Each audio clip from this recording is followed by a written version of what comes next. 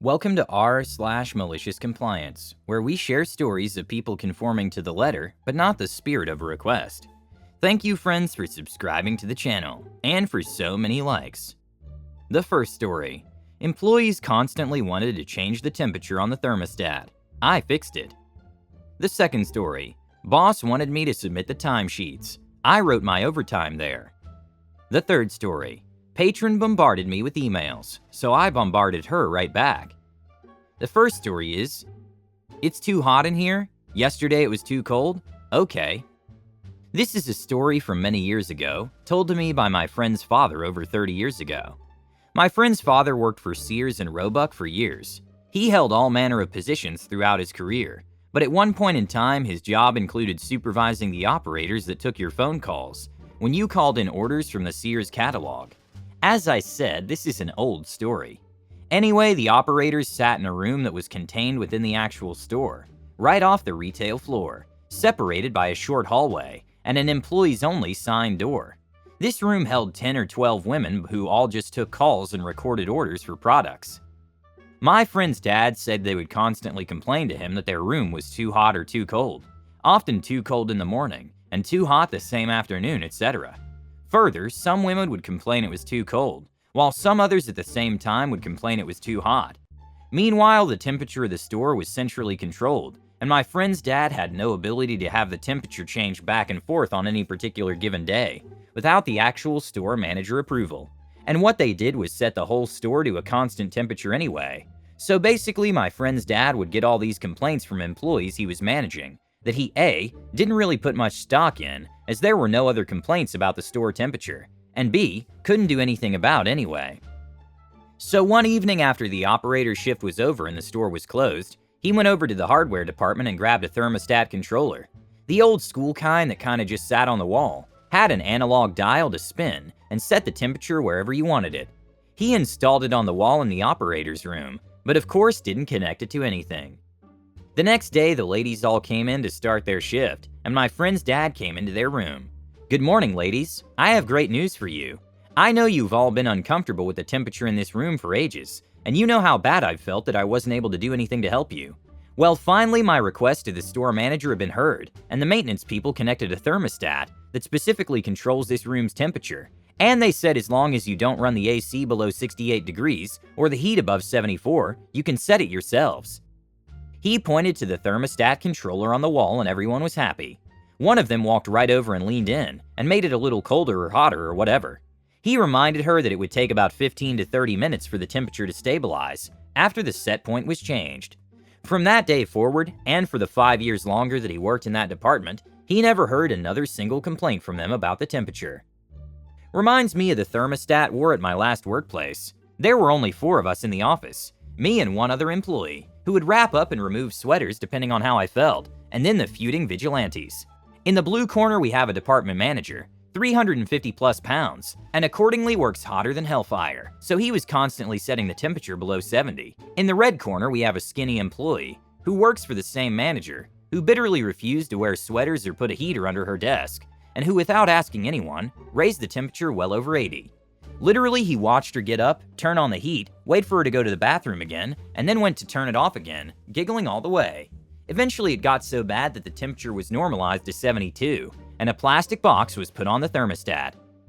The second story is, you want me to submit timesheets? You got it. I used to work at a large international company in an inside sales role, where we were paid on a salary plus commission basis. My boss sucked. There was no career path, and the corporation was an incoherent mess, but the team was cool and the money was good, so it wasn't a bad gig overall. Fast forward to the end of my second year on the team, and our boss calls a team meeting where his boss announces that after a long protracted battle with the Department of Labor, our team were being reclassified as hourly employees, and going forward we would need to submit timesheets in order to receive our base earnings. Needless to say, since we were accustomed to taking all the free time available to us during the day for lunch, coffee and smoke breaks, etc., not to mention accruing and using vacation time that no one actually bothered tracking, this was not a popular decision. After a few minutes of us arguing and pushing back against this, my boss announced that the decision was done, and we earned the bulk of our pay through commissions, so we'll just have to deal with it. Okay, fine. At this point, I feel that I should mention that I have a somewhat casual relationship with time. When it comes to important things like client appointments, I'm always prompt and ready to go right on time. But in terms of showing up for work exactly when I need to start my day, or 15 minutes early as some bosses expect, is just not my thing. My attitude has always been that as long as you're producing and getting your job done, who cares if you're 15 minutes late in the morning, or take an extra long break in the afternoon, or peace out right at 5 on the dot. It's an office job, not one where someone else is relying on my promptness to end their shift. I've consistently been a top 2 or 3 performer, and while I've had my share of obligatory please show up on time conversations with bosses, they eventually realize I'm super productive, so just let me do my thing. So now I need to start documenting my time.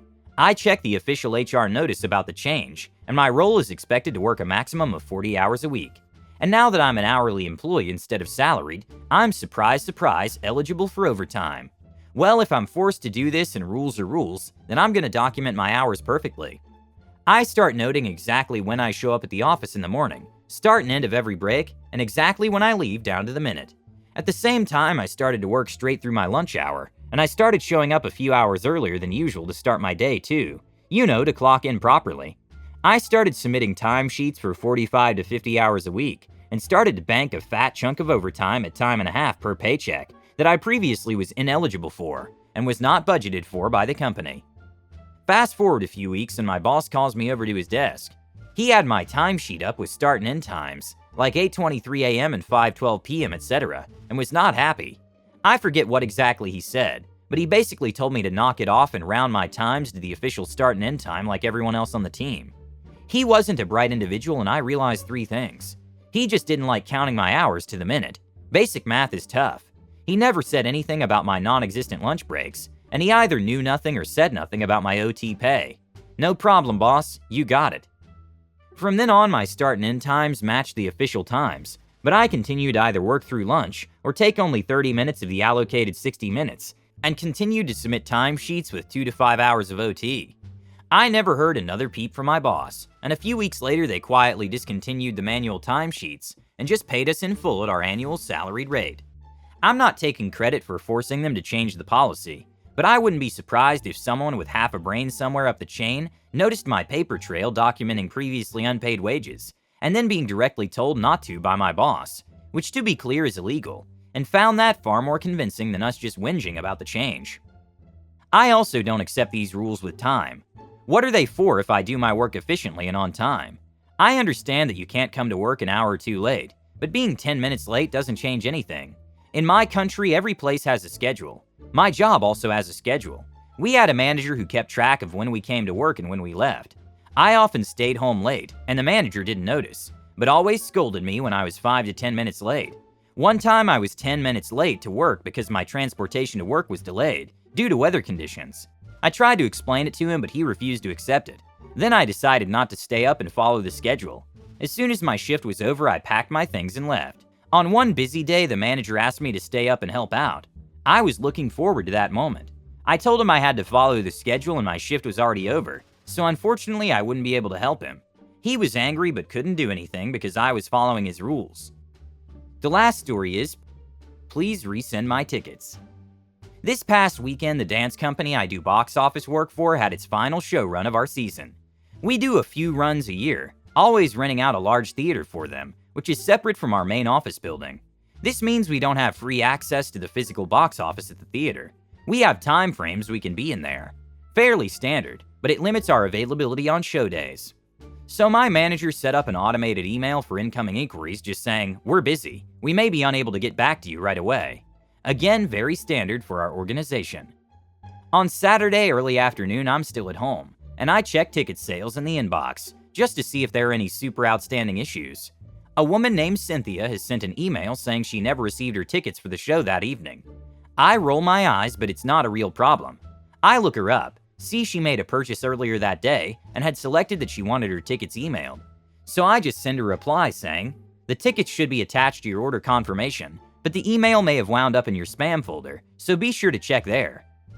An hour or so later, I get a response saying that there's only a receipt, no confirmation email, and can you just resend the tickets? At this point, I'm just assuming that she's likely just a senior age patron and has no idea how to work technology. That's fine, happens a lot, So I do just resend the tickets. That'll be the end of it, I figure. An hour or so later, I leave for the theater, not thinking anything of it anymore. When I arrive and open up my email, though, I had 5 new emails in my inbox that weren't there since I last checked. 4 from Cynthia and 1 from my manager. The first email she sent said, "No, I don't want that ticket. That was just the test order I did to check to see if I was getting emails. I want the tickets I initially ordered." 6 minutes after that email, she said, "Can you please resend?" 3 minutes later, "Resend, please." 8 minutes later, "Please resend my tickets," and stop responding saying it may take some time to get back to me. The email from my manager said that Cynthia emailed her twice, requesting her tickets to be resent, all in that 17-minute time span I listed above. Again, I rolled my eyes and sighed in frustration, because this woman never specified that she had multiple orders, and then instead of trying to contact us first, she just bought another ticket to test things, and then went on to be unclear in her communications. Plus, she clearly doesn't understand what an automatic reply is. But I figured if she wanted to get snippy about it, I'd just be petty in return. I found her real tickets and sent her an email with them. Half an hour later and no response from her, I resent them again. 15 minutes later, I sent them again. I resent the tickets a total of 7 times. I figured at least 1 for each time she asked for them to be sent, right up until about 15 minutes before the show began. When a woman in her mid-40s or so approached the box office, waving her smartphone with her tickets visible on them. "Hi, I'm Cynthia. I just wanted to know what was wrong with your email and ticket system today." "Oh, nothing was wrong, ma'am." "Well, I kept trying to get my tickets sent, and I just kept getting the same message over and over." "Oh, that was our generic automated reply. We set it up for show days in case we can't help someone out on time." She looks sheepish for a moment but recovers. "Oh, right, that makes sense. But why did it take so long to find the right tickets?" "Well, you had multiple orders, and never specified which order it was. I just assumed it was the order made earlier today, and didn't really consider the one made back in March. I apologize for not making that connection." Again, a sheepish look comes across her face, but she presses on. "But when you did find the right order, why did the tickets keep sending? I got several emails with the tickets, one just a couple of minutes ago." "Oh, well, you were so eager in emailing earlier, but when I did send the tickets, you never responded, so I wasn't sure if they were getting to you or not. So I just wanted to make sure that you were in fact getting your tickets." By this point, she's made all the connections in her head. If she had just been clear and patient with her request, she could have gotten her tickets right away, saved money. She never asked for a refund on the test order, and not gotten bombarded with so many emails. She thanked me for the assistance and went to enjoy the show, while my manager and I just looked at each other and chuckled. I have a feeling that the situation being resolved in person helped out a lot. It can be harder for many people to complain right to your face if you're proving unflappable, rather than the bit of anonymity being faceless on the phone gives you. Plus, I think her actually seeing how busy we were probably put things in perspective for her more. But yeah, a lot of people will just rail on you for no reason. Like many people in customer service, I've got more stories than I'll ever have time to tell. Thankfully, with most of them, I was able to get some MC in. It's good that she realized her mistake. Perhaps if she had continued to argue with you, it would have been even worse. I've had all kinds of clients at work. Some of the most unpleasant callers I've ever dealt with have been those who kept trying to shift their problems onto someone else, even after clearly realizing their own mistakes. Don't forget to subscribe and have a good day.